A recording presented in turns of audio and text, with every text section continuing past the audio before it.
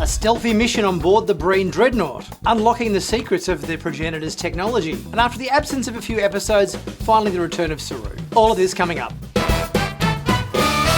Hey guys, I'm Nick and welcome back to Sci-Finatics. Today we're talking about episode 9 of Star Trek Discovery Season 5 entitled Lagrange Point. This was a decent episode. We had a bit of suspense and a bit of infiltration and a bit of action. We got to see Saru return and it was an interesting infiltration mission they had to accomplish in this one. So it was engaging. There was still elements of the episode in terms of why they had to be there that probably could have been avoided perhaps, but nonetheless, it's all getting us towards the series finale of Discovery. Let's get into this week's review of the episode and we'll break it down and see what was good, what maybe wasn't quite so good. So let's get into that. The episode starts with Saru giving some flowers to Tarina. He's been out and about the last couple of weeks, doing other stuff, ambassadorial duties, and we finally get a little bit of a sense that the wedding is coming a bit closer. He's giving her some flowers because he's been away.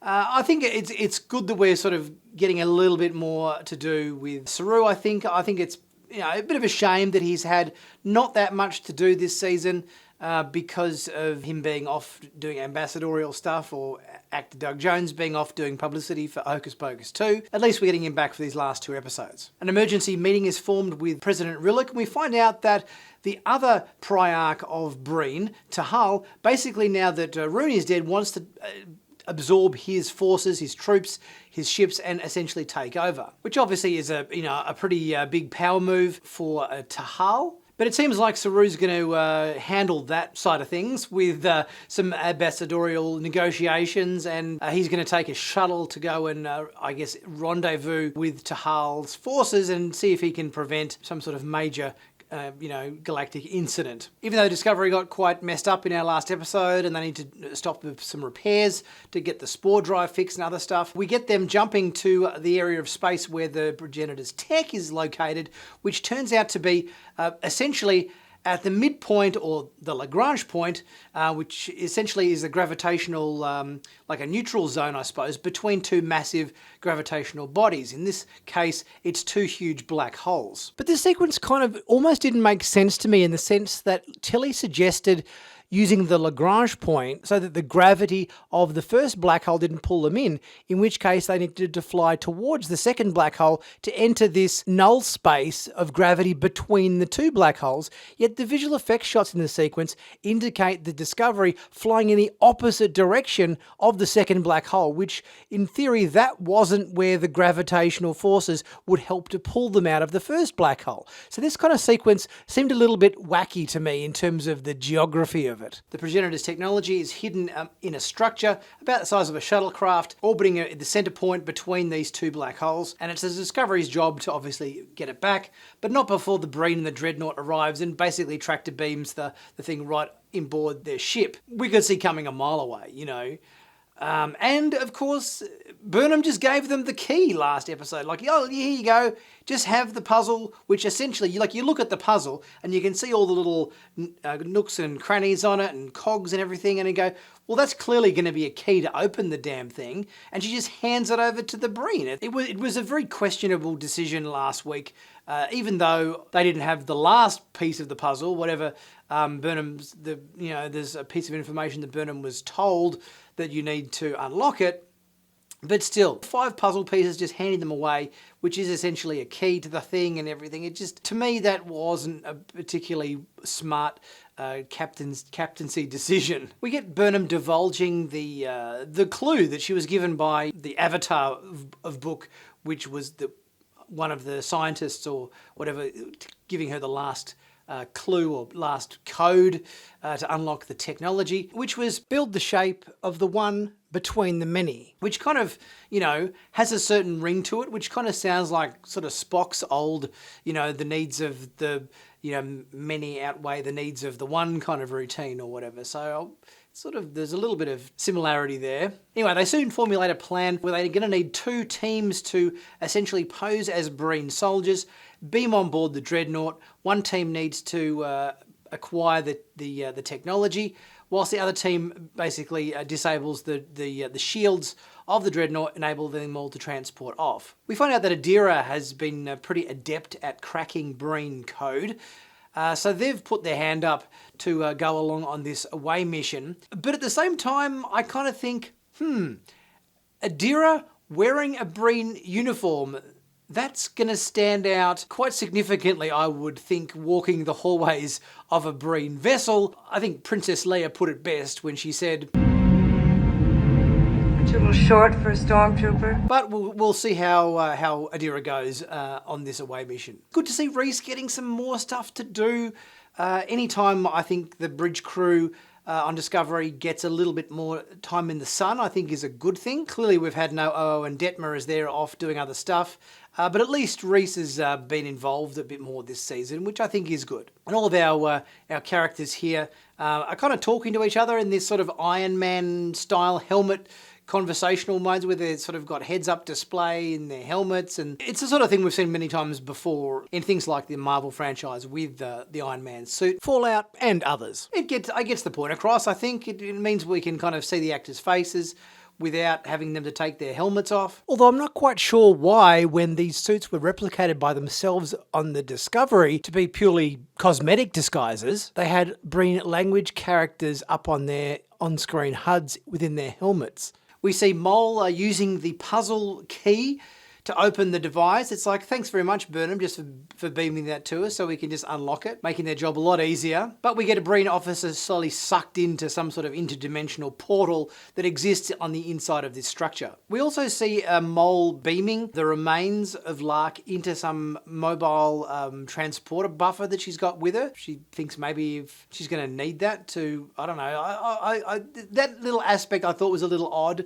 Like, clearly there's a lot of stuff to do to unlock this technology and everything and how it works and everything, but she's beaming Lark's remains as if she can just push a button and he's going to come back to life. Well, that was a bit of a quick decision there, which, you know, there's a lot of things that seem to be happening towards the end of the season now that it's sort of like kind of coming over a little bit too rushed. It's like, it's a bit like Mole taking command of the Breen forces and the way they would just follow her along with her without any question. That sort of doesn't seem kind of earned enough. They've just gone along way too easily. We see the Alpha and Beta away teams flying over to the Breen ship in a shuttle, where we get a bit of bluffing going on with Breen forces having to kind of use bossy speak and everything to assert their authority as they walk around the Breen ship wearing Breen uniforms. Which is kind of one of the problems with having your soldiers wearing helmets, is that your enemy can easily disguise themselves and blend in with the rest of you, which has been used many times before in sci-fi. There's a lot of bluffing going on with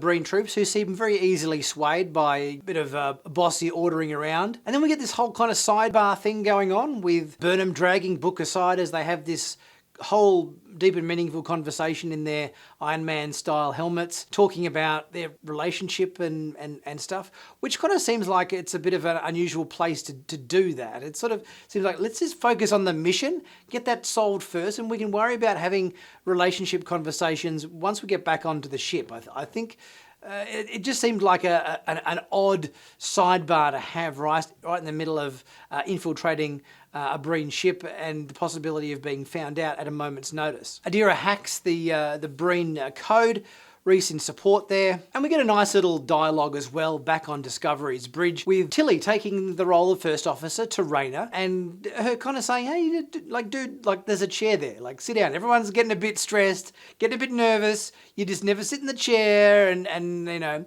I guess he says, I don't need to prove myself by sitting in the chair, but I think he kind of feels, I guess maybe he needs to, I don't know, earn it or something to that effect, which then comes back to play in the end of the episode. Book and Burnham try to access the hangar bay or whatever where the technology pod is hidden. Have to fight off some Breen soldiers to get through the door because their bluffing finally doesn't work anymore. And then Burnham tries to take down the security field that's holding the data pod there by flirting with the Breen officer, asking him out on a date, of all things, which was quirky, I suppose. Only problem is Molson realises that there's some traitors in their midst, puts the whole shuttle bay in lockdown. Bravo team is uncovered, they're sprung, have to take their helmets off. But Alpha Team, Reese and Adira, their cover is still intact. I like the tender moment we got between Saru and Tarina, having that little sort of heartfelt moment. Saru's about to go off and potentially put himself into a very hostile situation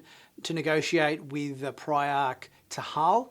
And literally, whatever it is, a week before the wedding or whatever, Tarina is understandably nervous about him going off on such a dangerous mission so close to their wedding date. And we get Burnham coming back to something she said to Rayna early on in the season about the Grama Vosikod, basically letting him know what plan she was trying to enact, which is essentially come charging into the Breen Dreadnought hangar bay to blow everything out into space so that they can recapture the progenitor's technology. I thought this was quite an exciting shuttle bay attack by the Discovery, but you had to kind of substantially suspend your disbelief that Stamets just miraculously comes up with some magical bit of technobabble that enables them to get through the shields of a Breen Dreadnought, which, let's face it, this Dreadnought is a massive ship. You could fit, probably, 10 Discoveries or whatever into the hangar bay of this thing. It's essentially like a Death Star. It's enormous. Its shields would be huge. It would be massive. Yet they can just fire a few phasers and drop a few photon torpedoes, and with a bit of help from Stamets' code, they can just miraculously get through the shields into the hangar bay in order to somehow depressurize the hangar bay to blow everything out into space. So I thought it was an exciting sequence. I did enjoy it.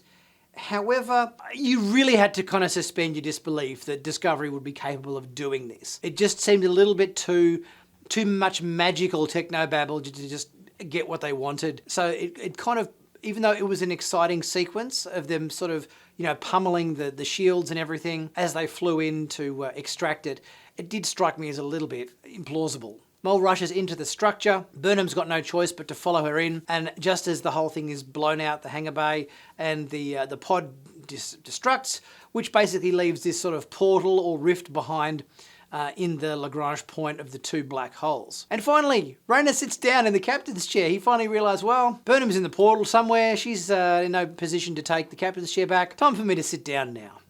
So good on Rayna for finally succumbing to sitting down in the captain's chair. All in all, I did like this episode. I did think it was interesting. I think as we get closer to the end of the season, there are a few moments that are kind of feeling a little bit on the rushed side at the expense of plausibility, which you kind of just have to, I guess, just go, okay, I'm just going to just set that aside. I know that's kind of a bit of bullshit, but I know we've only got 2 episodes to wrap up this whole season. It was entertaining, it was engaging, but at the same time, I think there's just a few little moments that are kind of maybe playing out as inauthentic because of the speed at which they occur. And this has been happening for a couple of episodes now where things happen too quickly and they don't feel earned or they feel a little bit rushed. But let me know what you guys think. Leave a thought in the comments section and we'll get chatting about that. Guys, if you haven't subscribed to Sci-Finatics yet, be sure to do so. Click on that big subscribe button to stay current and up to date with the latest Star Trek news on YouTube. And also check out my